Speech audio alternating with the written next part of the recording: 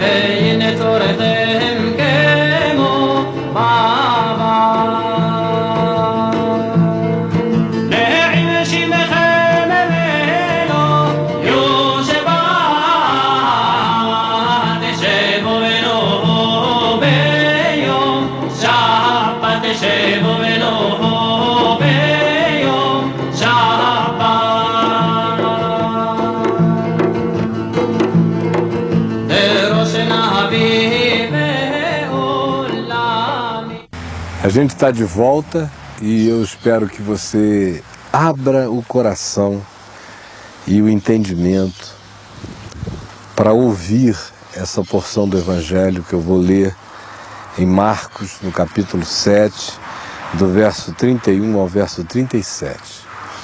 E depois eu peço a você que torne esse tempo um tempo relevante e que tenha significado.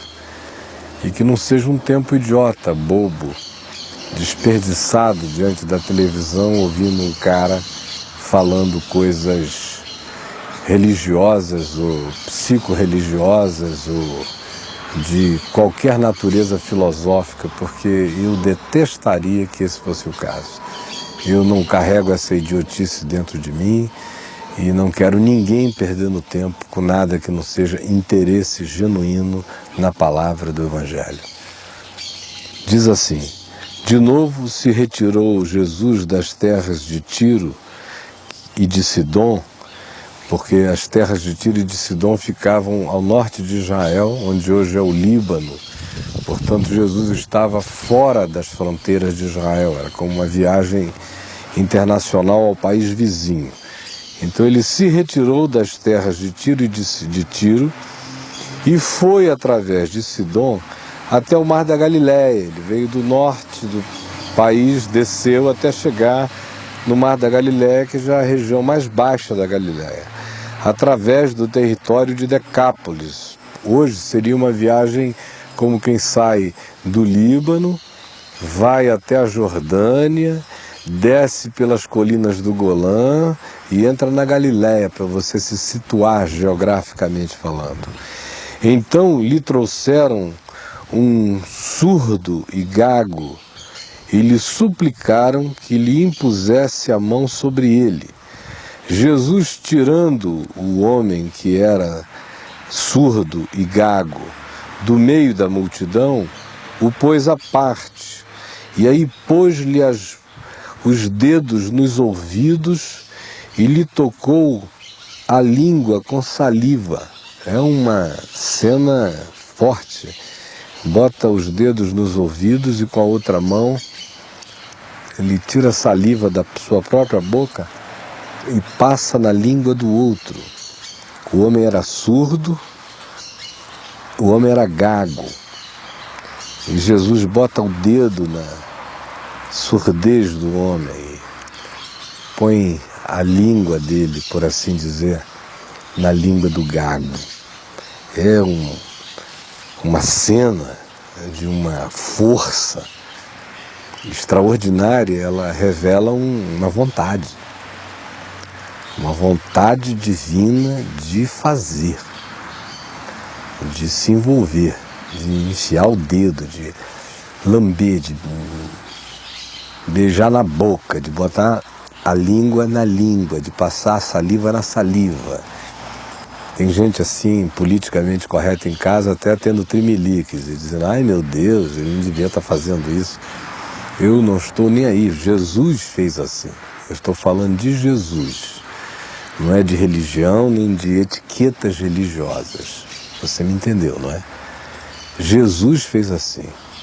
E por que ele fez assim? Ele estava revelando uma enfática decisão de realizar. E não só de realizar à distância, realizar visceral, de quem entra nas entranhas das coisas, de quem não teme tocar, se melar, se misturar, se envolver. Um dos exemplos assim mais fortes dessa disposição de Jesus sempre, de pegar, de tocar, de ser tocado, de botar a mão na cabeça, nos olhos, como ele que cuspiu uma ocasião no chão, fez lodo, fez lama e emplastou os olhos de um homem no templo em Jerusalém, mandou que ele fosse ao poço de Siloé, que quer dizer enviado. E o homem foi, lavou-se e voltou vendo. Mas uma das cenas mais cruentas, mais fortes que a gente tem a respeito dessa disposição divina de meter a mão na chaga, na doença humana, é aquela de quando um leproso se aproxima de Jesus e chega perto e olha para Jesus e diz: se tu quiseres, tu podes purificar-me. E diz isso olhando para Jesus com fé, de modo que Jesus sabe que não tem nenhuma performaticidade ali, não tem teatro. O que há é sinceridade e fé de um homem que é leproso, considerado imundo, impuro, nojento, do qual todos se afastavam, sobre o qual jogavam pedras para que ele se mantivesse fora do arraial, fora da comunidade, porque a lepra era considerada uma coisa não só perniciosa do ponto de vista da praga que ela era, mas era uma praga considerada algo que carregava um teor espiritual, assim como a AIDS carregou para a mente religiosa durante muito tempo, e ainda carrega. Então o homem veio e disse: se tu quiseres, tu podes purificar-me. E Jesus, olhando para o homem, diz o texto de Lucas, estendendo a mão, tocou nele e disse: quero, fica limpo. Mas não tem H aqui. Ele olha para o leproso, o homem diz: se tu quiseres, tu podes purificar-me. E ele não diz: eu quero. Ele estende primeiro a mão. Não tem mais o que dizer, meteu a mão na ferida. Antes de dizer qualquer coisa, ele patolou, meteu a mão na ferida do leproso. Aí ele falou depois: quero, fica limpo. Mas primeiro ele mete a mão. Esse é um modo de Deus. Antes de ficar com conversas, ele simplesmente demonstra a decisão dele de se envolver, não importa no que seja, de fazer lodo com a saliva, de meter a mão na chaga do leproso, de enfiar o dedo no ouvido do surdo e pegar saliva e passar na língua do gago. Isso é Deus querendo se envolver com o homem. É Deus que não conhece etiquetas, é um Deus que não é politicamente correto, é um Deus que age como Ele quer, como Ele deseja, porque Ele é amor e porque Ele é o Deus dos fatos, das manifestações. Por isso é que Paulo diz, quando eu fui pregar a vocês, eu não fui com ostentação de linguagem, nem de muitas palavras. Eu fui com manifestação do poder de Deus. Desse Deus que mete a mão, que toca, que se envolve com a gente de modo entranhado, que não deixa dúvida que nos ama e depois a gente ouve tudo que Ele diz porque a gente já está pegado. Então é desse Deus que se está falando porque Ele se manifesta em Jesus assim. Jesus, portanto, tirando o homem do meio da multidão à parte, pôs-lhe os dedos nos ouvidos e lhe tocou a língua com saliva. Depois, erguendo os olhos aos céus, imagine essa cena,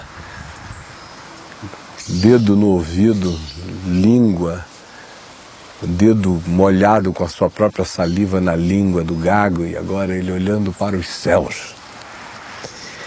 E diz aqui o Evangelho de Marcos que ele suspirou, erguendo os olhos aos céus, ele suspirou e disse, Efatá, que quer dizer abre-te. É maravilhoso.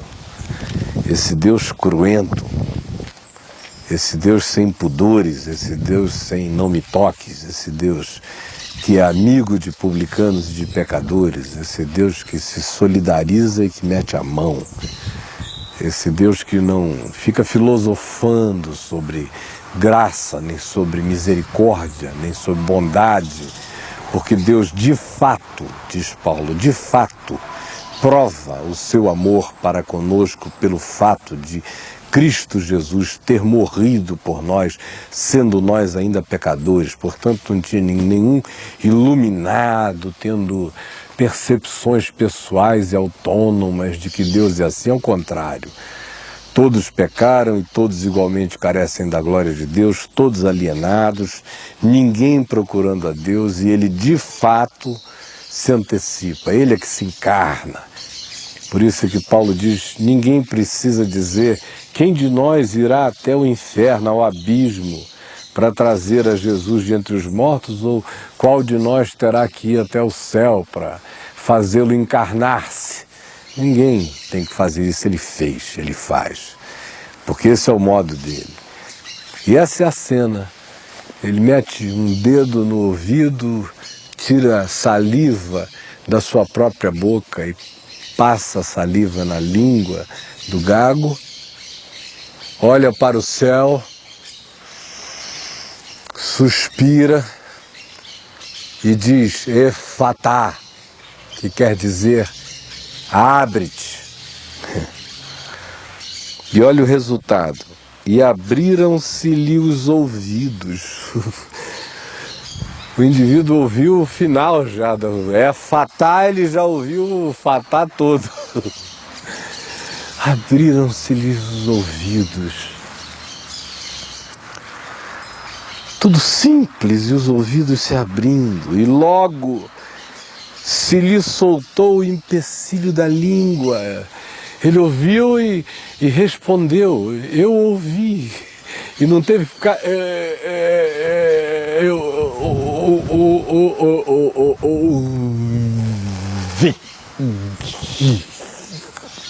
Não. Acabou essa história. E não houve nenhuma mandinga, e não houve ninguém teve que fazer uma mandala, ninguém teve que acender 10 velas, ninguém teve que cumprir uma promessa, ninguém teve que entrar numa corrente, ninguém teve que dar dinheiro para antecipar Deus, para sabe? Dá como um colateral, como garantia, ó Deus, aqui ó, tô botando na frente. Como a religião ensina, todas elas ensinam assim. O Evangelho não. E o que eu estou dizendo a você é que tudo é muito simples. Estão enganando você quando dizem que é complicado. Não é simples assim. Vieram, disseram para Jesus que o homem tinha um problema. Jesus não quis nem multidão, não quis fazer cena. Não era show, não era o show da fé, não era show de milagres, não era o show da graça, não era show. Tirou do meio da multidão, bem à parte, onde não tinha ninguém, levou alguns pouquinhos discípulos, ficaram assim olhando. E só ele, o homem. Disso aqui, só ficou a visualidade. Os discípulos que estavam já bem distanciados da multidão, porque Jesus tinha tirado o homem da cidade, e agora Jesus se distancia até dos discípulos e fica só com o homem. Então o que tem é a visualidade. Eles vendo Jesus fazer aquela coisa bizarra, enfiar o dedo no ouvido do homem, tirar a língua, saliva da língua, colocar na língua do gago, e depois olhar para o céu, e eles ouviram o brado que sucedeu ao suspiro.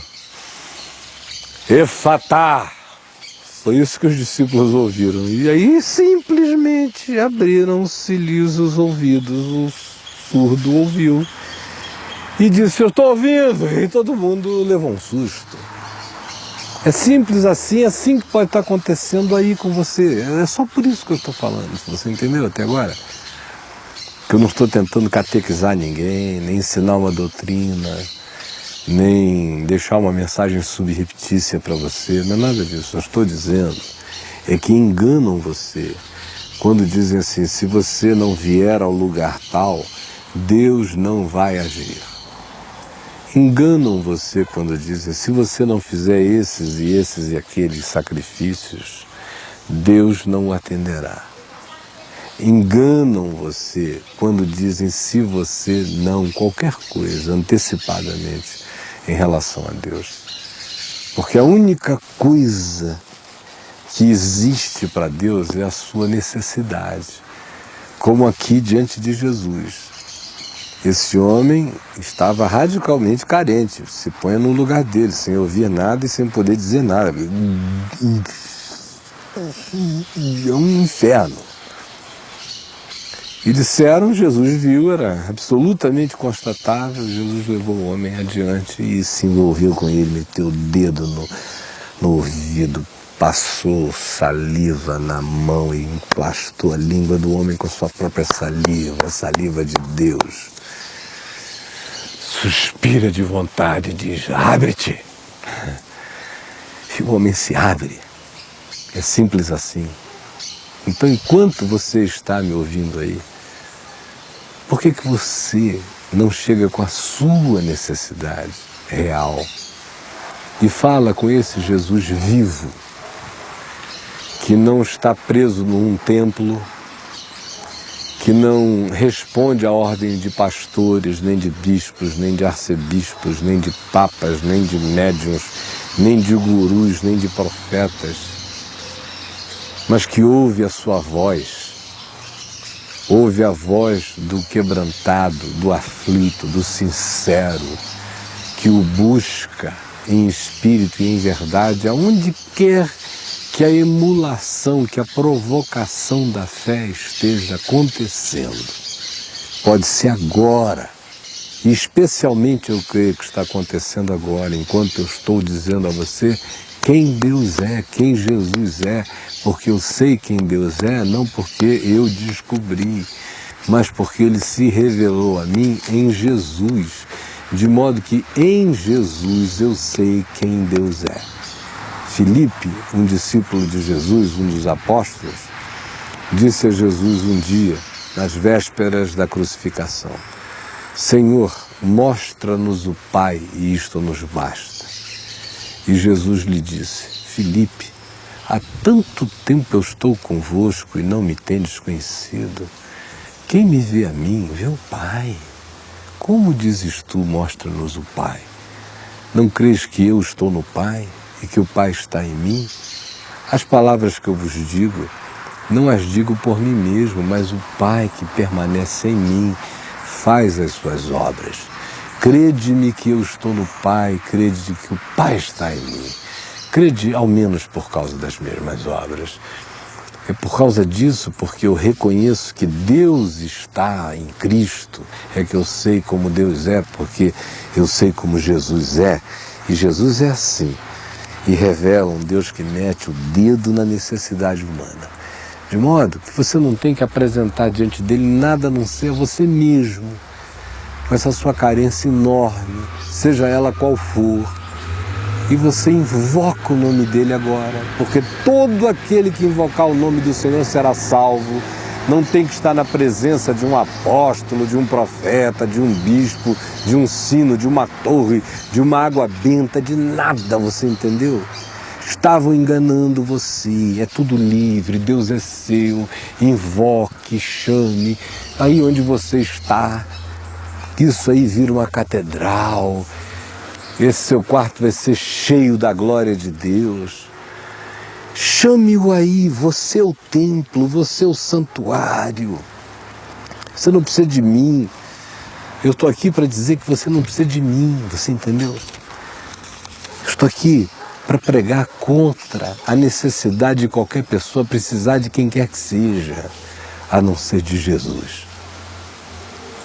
É nesse sentido que eu peço a misericórdia de Deus de viver como João Batista, que apontava para o Cordeiro e dizia: eis o Cordeiro de Deus que tira o pecado do mundo.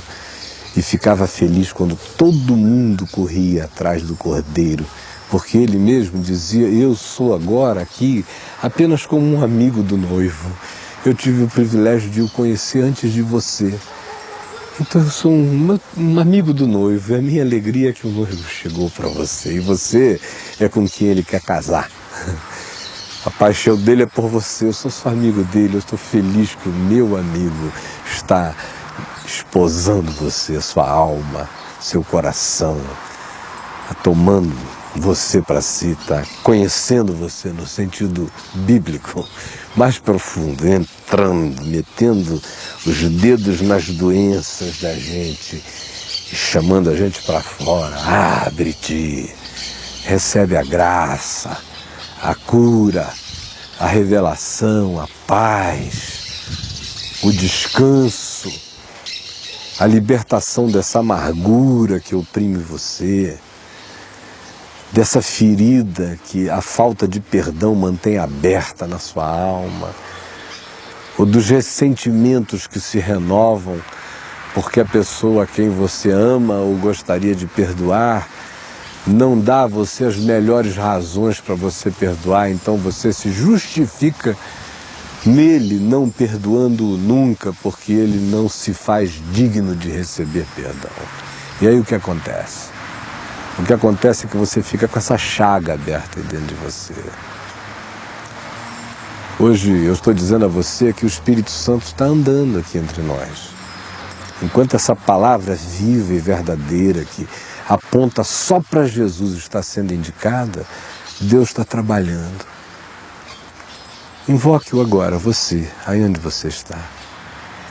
Senhor Jesus, eu sei que Tu estás visitando as pessoas,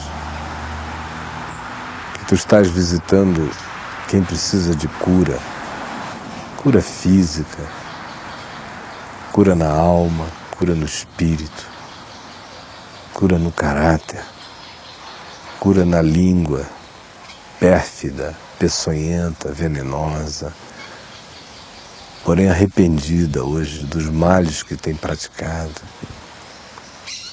Quero pedir que Tu visites cada um conforme a necessidade de cada qual. Que Tu estejas colocando fé no coração das pessoas para Te invocarem e receberem por elas mesmas o que Tu tens para dar e estás dando. Em Teu nome, Jesus. Amém.